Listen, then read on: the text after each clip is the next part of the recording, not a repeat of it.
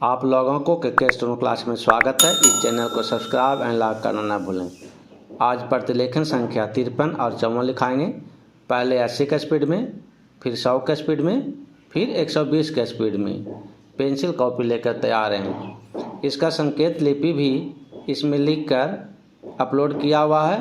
उसको 1-2 बार लिखें और आपको स्पीड बढ़ जाएगा। Ready, last ready, start.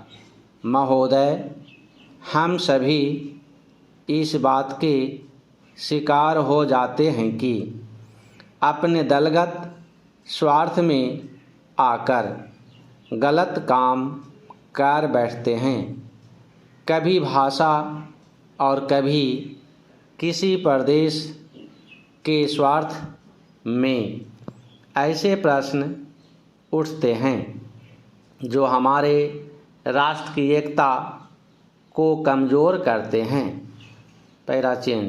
अभी एक माननीय सदस्य ने यह प्रश्न उठाया और आरोप लगाया कि भारत सरकार कुछ प्रदेशों के साथ इंसाफ नहीं करती। भारत सरकार कुछ प्रदेशों के प्रति पक्षपातपूर्ण नीति अपनाती है।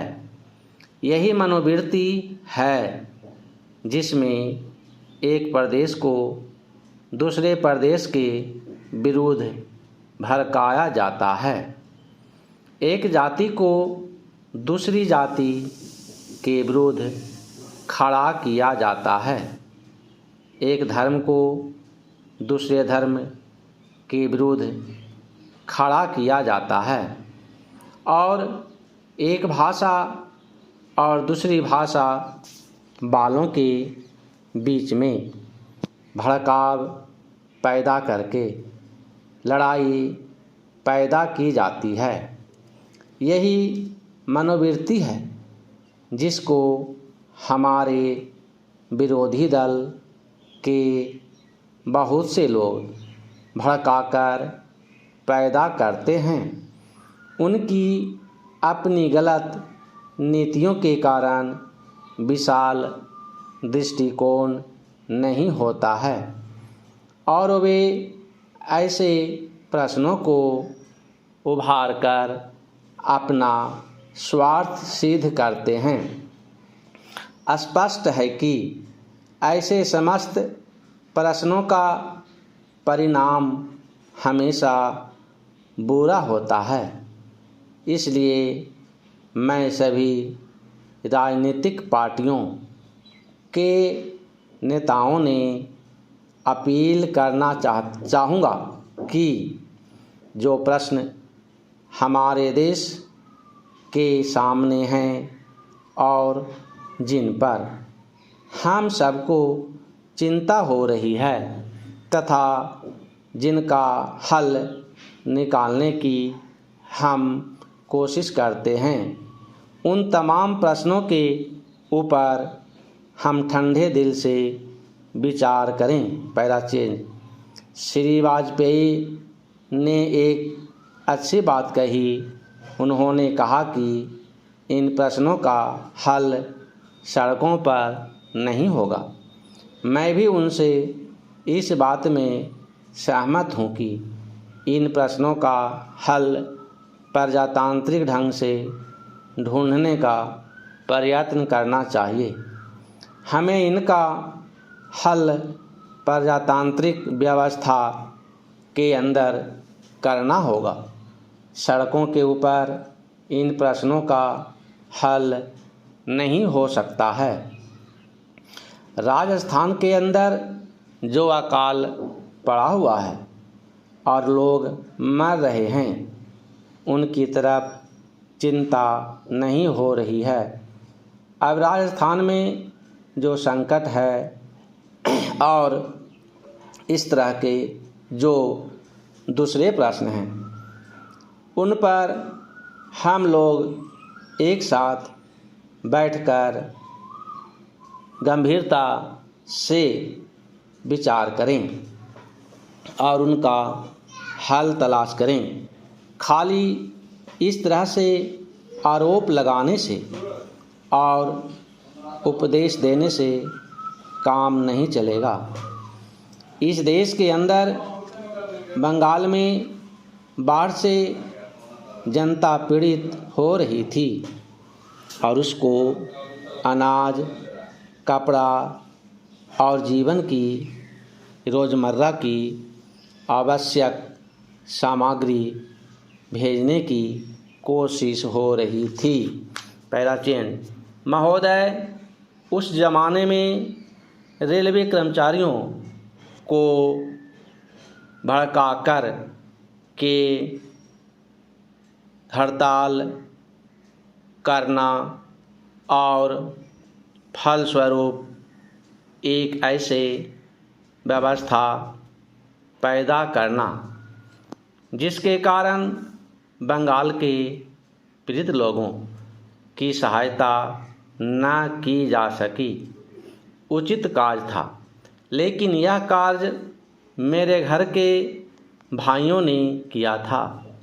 मेरा कहना है कि केवल उपदेश से काम नहीं चलता है। जब ऐसे प्रश्न आए तो उपदेशात्मक भाषाओं में ही फंसकर न रहा जाए, बल्कि आवश्यकता है कि ऐसे प्रश्नों पर सारे राजनीतिक दल देश हित को ध्यान में रखते हुए संजीदगी से विचार करें और उन सब का हल तलाश करें। आज श्री वाजपेयी ने प्रधानमंत्री पर कुछ आक्षेप किए। वे बड़े गुस्से में थे और इतने क्रोध में थे कि उन्होंने अपने मस्तिष्क का संतुलन खो दिया था। उन्होंने आरोप लगाया कि सरकारी कर्मचारियों के प्रयास से बड़ी बड़ी सभाएं की गईं। मैं वाजपेयी जी का गुस्सा और उनका संतुलन होना समझ सकता हूं। उन्होंने यह भी कहा कि प्रधानमंत्री जी ने इन चुनावों के बीच अपने भाषणों में जनमानस को ऊपर उठाने की कोशिश नहीं की, मूलभूत प्रश्नों को देश के सामने रखने की कोशिश की और आज जो राष्ट्रीय दिक्कतें और परेशानियां हैं उन पर जनता को शिक्षित करने की कोशिश नहीं की। प्राचीन प्रधानमंत्री ने अपने चुनाव भाषणों में देश के अंदर जो शक्तियां राष्ट्रीय एकता को भंग कर रही हैं, धर्म के नाम पर, जाति के नाम पर, भाषा के नाम पर या क्षेत्रीयता के नाम पर संकीर्णता की भावना पैदा कर रही हैं, जनता को उसके सजग किया। प्रधानमंत्री जी ने इस बात को अनुभव किया था कि उत्तर प्रदेश, बिहार और उत्तर भारत के समस्त हिंदी बोलने वाले इलाकों में जनसंघ संकीर्णता की भावना का प्रचार कर रहा है।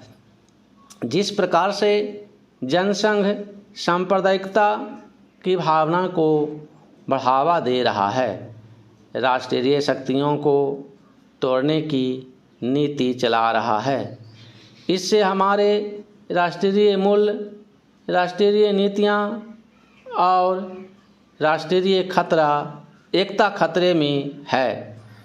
इसीलिए प्रधानमंत्री ने जनसंघ के ऊपर इस बात का प्रहार किया था कि वह सांप्रदायिक शक्ति है और उससे जनता को सावधान हो जाना चाहिए।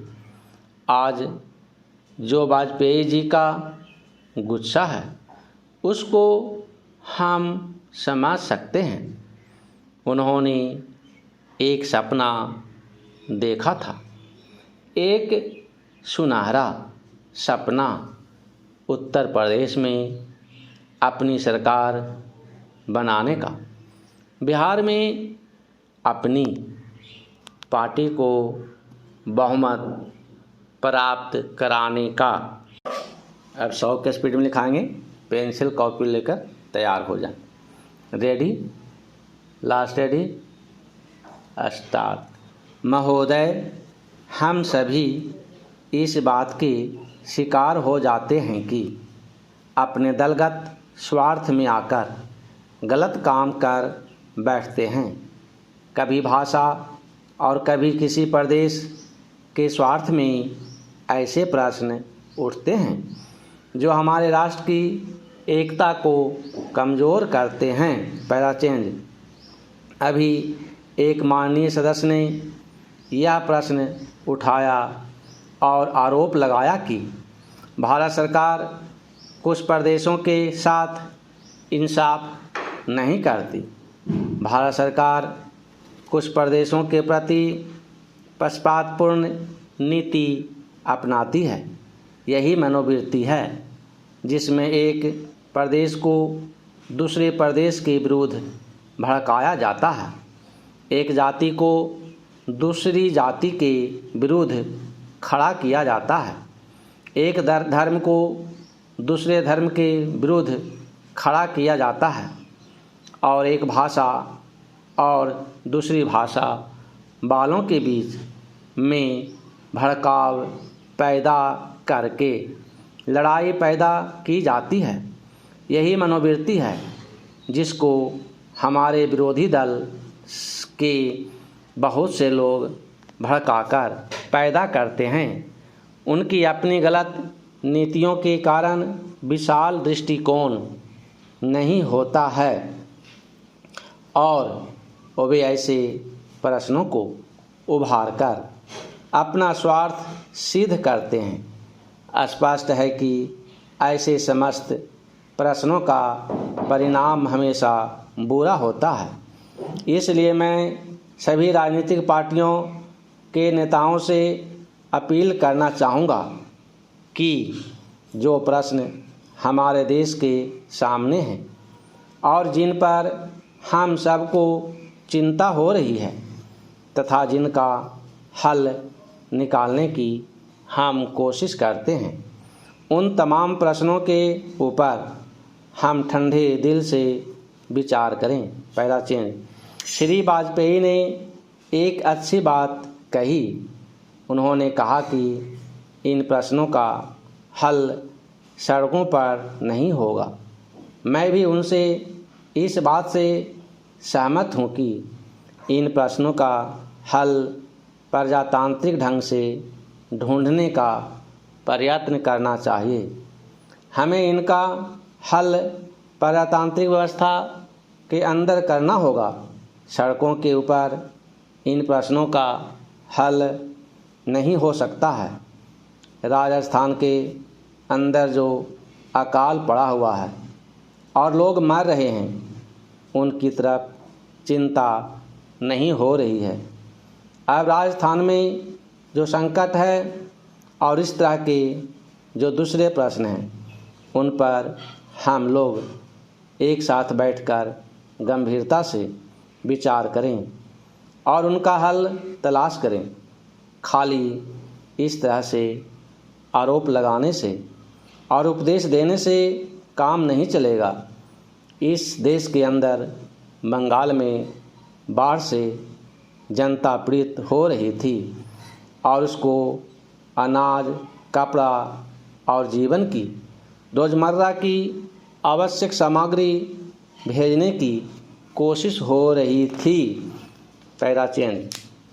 महोदय, उस ज़माने में रेलवे कर्मचारियों को भड़का कर के हड़ताल करना और फलस्वरूप एक ऐसी व्यवस्था पैदा करना जिसके कारण बंगाल के पीड़ित लोगों की सहायता न की जा सकी, उचित कार्य था। लेकिन यह कार्य मेरे घर के भाइयों ने किया था।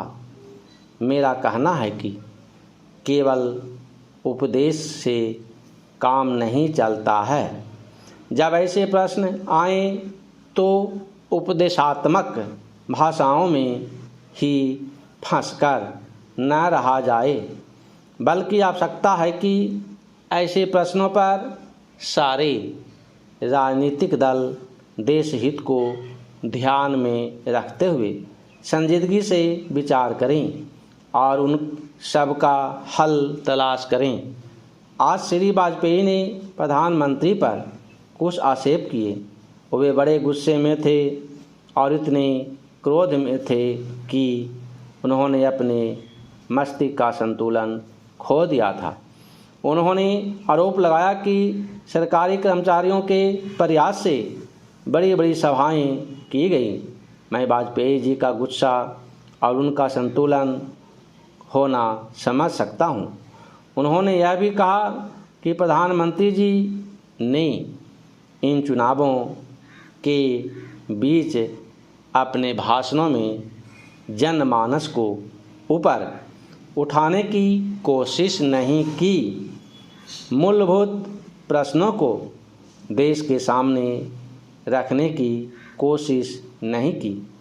और आज जो राष्ट्रीय दिक्कतें और परेशानियां हैं उन पर जनता को शिक्षित करने की कोशिश नहीं की। पहला चेंज, प्रधानमंत्री ने अपने चुनाव भाषणों में देश के अंदर जो शक्तियां राष्ट्रीय एकता को भंग कर रही हैं, धर्म के नाम पर, जाति के नाम पर, भाषा के नाम पर या क्षेत्रीयता के नाम पर संकीर्णता की भावना पैदा कर रही हैं, जनता को उनसे सजग किया।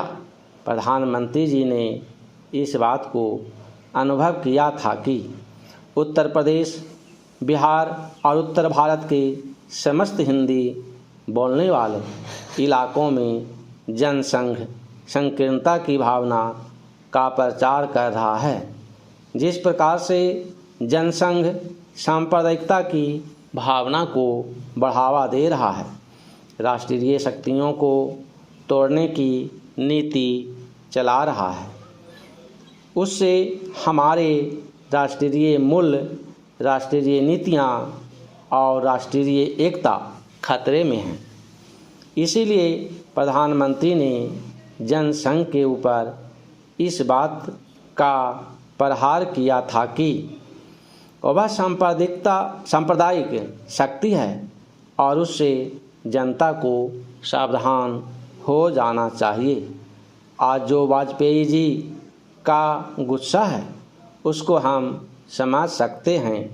उन्होंने एक सपना देखा था, एक सुनहरा सपना, उत्तर प्रदेश में अपनी सरकार बनाने का, बिहार में अपनी पार्टी को बहुमत प्राप्त कराने का। अब 120 के स्पीड में लिखाएंगे, पेंसिल कॉपी लेकर तैयार रहें। Ready, last ready, start. महोदय, हम सभी इस बात के शिकार हो जाते हैं कि अपने दलगत स्वार्थ में आकर गलत काम कर बैठते हैं।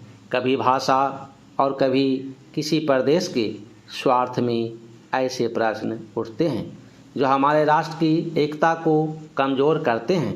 पहला चेंज, अभी एक माननीय सदस्य ने यह प्रश्न उठाया और आरोप लगाया कि भारत सरकार कुछ प्रदेशों के साथ इंसाफ नहीं करती। भारत सरकार कुछ प्रदेशों के प्रति पक्षपातपूर्ण नीति अपनाती है। यही मनोवृत्ति है जिसमें एक प्रदेश को दूसरे प्रदेश के विरुद्ध भड़काया जाता है, एक जाति को दूसरी जाति के विरुद्ध खड़ा किया जाता है, एक धर्म को दूसरे धर्म के विरुद्ध खड़ा किया जाता है और एक भाषा और दूसरी भाषा वालों के बीच में भड़काव पैदा करके लड़ाई पैदा की जाती है। यही मनोवृत्ति है जिसको हमारे विरोधी दल के बहुत से लोग भड़काकर पैदा करते हैं। उनकी अपनी गलत नीतियों के कारण विशाल दृष्टिकोण नहीं होता है और वे ऐसे प्रश्नों को उभार कर अपना स्वार्थ सिद्ध करते हैं। स्पष्ट है कि ऐसे समस्त प्रश्नों का परिणाम हमेशा बुरा होता है। इसलिए मैं सभी राजनीतिक पार्टियों के नेताओं से अपील करना चाहूँगा कि जो प्रश्न हमारे देश के सामने हैं और जिन पर हम सबको चिंता हो रही है तथा जिनका हल निकालने की हम कोशिश करते हैं, उन तमाम प्रश्नों के ऊपर हम ठंडे दिल से विचार करें। पैराचेन श्री वाजपेयी ने एक अच्छी बात कही। उन्होंने कहा कि इन प्रश्नों का हल सड़कों पर नहीं होगा। मैं भी उनसे इस बात में सहमत हूँ कि इन प्रश्नों का हल प्रजातांत्रिक ढंग से ढूंढने का प्रयत्न करना चाहिए। हमें इनका हल प्रजातांत्रिक व्यवस्था के अंदर करना होगा। सड़कों के ऊपर इन प्रश्नों का हल नहीं हो सकता है। राजस्थान के अंदर जो अकाल पड़ा हुआ है और लोग मर रहे हैं, उसकी तरफ चिंता नहीं हो रही है। अब राजस्थान में जो संकट है और इस तरह के जो दूसरे प्रश्न हैं, उन पर हम लोग एक साथ बैठकर गंभीरता से विचार करें और उनका हल तलाश करें। खाली इस तरह से आरोप लगाने से और उपदेश देने से काम नहीं चलेगा। इस देश के अंदर बंगाल में बाढ़ से जनता पीड़ित हो रही थी और उसको अनाज, कपड़ा और जीवन की रोज़मर्रा की आवश्यक सामग्री भेजने की कोशिश हो रही थी। पैराचेन महोदय उस ज़माने में रेलवे कर्मचारियों को भड़काकर के हड़ताल करना और फलस्वरूप एक ऐसी व्यवस्था पैदा करना जिसके कारण बंगाल के पीड़ित लोगों की सहायता न की जा सकी, उचित कार्य था। लेकिन यह कार्य मेरे घर के भाइयों ने किया था। मेरा कहना है कि केवल उपदेश से काम नहीं चलता है। जब ऐसे प्रश्न आएँ तो उपदेशात्मक भाषाओं में ही फंसकर ना रहा जाए, बल्कि आवश्यकता है कि ऐसे प्रश्नों पर सारे राजनीतिक दल देश हित को ध्यान में रखते हुए संजीदगी से विचार करें और उन सब का हल तलाश करें। आज श्री वाजपेयी ने प्रधानमंत्री पर कुछ आक्षेप किए। वे बड़े गुस्से में थे और इतने क्रोध में थे कि उन्होंने अपने मस्तिष्क का संतुलन खो दिया था। उन्होंने आरोप लगाया कि सरकारी कर्मचारियों के प्रयास से बड़ी बड़ी सभाएं की गईं। मैं वाजपेयी जी का गुस्सा और उनका असंतुलित होना समझ सकता हूं। उन्होंने यह भी कहा कि प्रधानमंत्री जी ने इन चुनावों के बीच अपने भाषणों में जनमानस को ऊपर उठाने की कोशिश नहीं की, मूलभूत प्रश्नों को देश के सामने रखने की कोशिश नहीं की और आज जो राष्ट्रीय दिक्कतें और परेशानियां हैं उन पर जनता की शिक्षित करने की कोशिश नहीं की। पैराचेन प्रधानमंत्री ने अपने चुनाव भाषणों में देश के अंदर जो शक्तियां राष्ट्रीय एकता को भंग कर रही है, धर्म के नाम पर, जाति के नाम पर, भाषा के नाम पर या क्षेत्रीयता के नाम पर संकीर्णता की भावना पैदा कर रही हैं, जनता को उनसे सजग किया। प्रधानमंत्री जी ने इस बात को अनुभव किया था कि उत्तर प्रदेश, बिहार और उत्तर भारत के समस्त हिंदी बोलने वाले इलाकों में जनसंघ संकीर्णता की भावना का प्रचार कर रहा है। जिस प्रकार से जनसंघ सांप्रदायिकता की भावना को बढ़ावा दे रहा है, राष्ट्रीय शक्तियों को तोड़ने की नीति चला रहा है, उससे हमारे राष्ट्रीय मूल्य, राष्ट्रीय नीतियाँ और राष्ट्रीय एकता खतरे में हैं। इसीलिए प्रधानमंत्री ने जनसंघ के ऊपर इस बात का प्रहार किया था कि वह सांप्रदायिक शक्ति है और उससे जनता को सावधान हो जाना चाहिए। आज जो वाजपेयी जी का गुस्सा है उसको समझ सकते हैं। उन्होंने एक सपना देखा था, एक सुनहरा सपना, उत्तर प्रदेश में अपनी सरकार बनाने का, बिहार में अपनी पार्टी को बहुमत प्राप्त कराने का।